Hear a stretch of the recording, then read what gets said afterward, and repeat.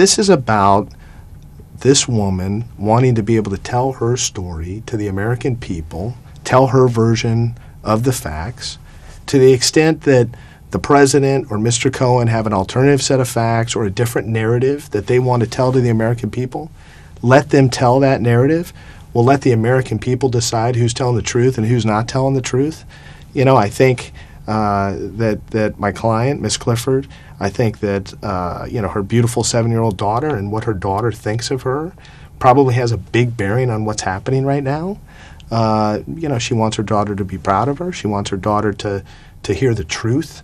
Well, I was very hesitant to get involved before I met her, truth be told, and there was a variety of reasons for that.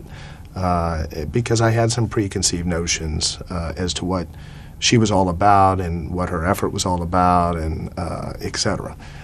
All of that went out the window when I actually met her and listened to her. You know, my mother always told me that when somebody tells you it's not about the money, it's always about the money. So that's the mentality that I've had. But this instance, as crazy as it sounds, it's not about the money. And in speaking with her in a very brief period of time, I realized that it really wasn't that. And I'm not going to get into the details of our conversation, but I can assure you that I probed that issue significantly before I agreed to take on the representation. Yeah. And I came away satisfied that that's not what this was about. 6 women have contacted our office, and they have stated various allegations similar to those of my client. It's very early. I don't know whether they're true or not true.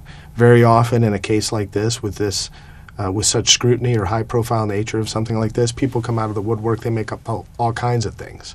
Right? I'm not ready to lend my reputation or back these individuals because we haven't vetted their stories yet. I don't know how serious they are taking us at this point. I think they're probably taking us more serious today, or more seriously today, than they were a couple weeks ago. I'll say that. I'll say that they should be taking us very seriously.